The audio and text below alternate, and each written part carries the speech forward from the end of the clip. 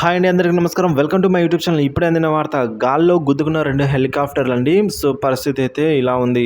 వివరాలు అయితే వీడియోలో తెలుసుకుందాం. వీడియో అయితే ఎక్కడ కానీ స్కిప్ చేయకుండా ఎండ్ దాకా చూడడం వల్ల ఇన్ఫర్మేషన్ పూర్తిగా అర్థమవుతుంది. అలా వీడియో నచ్చినట్లయితే ఒక లైక్ చేయండి. ఇంకా సబ్స్క్రైబ్ చేసుకున్నట్లయితే మన ఛానల్ సబ్స్క్రైబ్ చేసుకోవడం ద్వారా నేను చేసే ప్రతి ఒక్క వీడియో మీ వరకు రీచ్ అవుతుంది.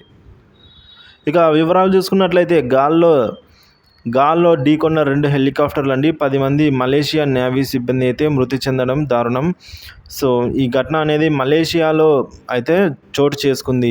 ఆ దేశ నౌకాదళానికి చెందిన 2 హెలికాప్టర్లు గగనతలంలో ఢీకొనడంతో 10 మంది సిబ్బంది ప్రాణాలు అయితే కోల్పోయారండి. విన్యాసాలు చేస్తూ ఉండగా ఈ ప్రమాదం సంభవించినట్లుగా అధికారులు అయితే తెలుపుతున్నారు. ఇక మలేషియాలో ఈ శుక్రవారం రాయల్ మలేషియా నేవీ దినోత్సవం జరగనుంది. సో ఇందుకోసం పెరక్లోని లుమత్ ప్రాంతంలో మంగళవారం రిహార్సల్స్ నిర్వహించారండి. ఈ క్రమంలో ఉదయం శిక్షణ కోసం అయితే విన్యాసాలను నిమిత్తం డంపింగ్ పతంగ్ నుంచి అయితే పతంగ్ను గాల్లోకి ఎగరేసి రెండు హెలికాప్టర్లు కొద్ది క్షణాలకే ప్రమాదవశాత్తు అవి 2 కుప్పకూలాయండి.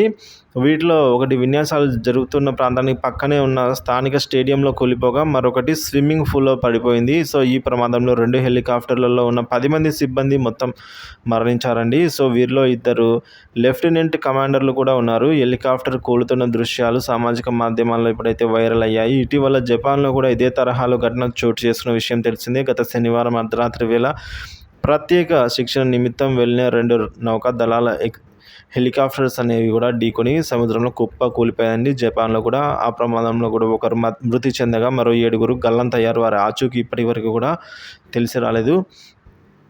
మరి చూసుకోవచ్చండి. ఈ విధంగా హెలికాప్టర్స్ అయితే ఒకదానితో ఒకటి వాటికి అవే ఏదైనా సాంకేతిక లోపమా లేదంటే పైలట్ల తప్పిదమా అనేదైతే ఇంకా తెలియాల్సి ఉంది. సో ఇదే తరహాలో జపాన్లో కూడా సంభవించినట్లు వార్త అయితే ఉంది.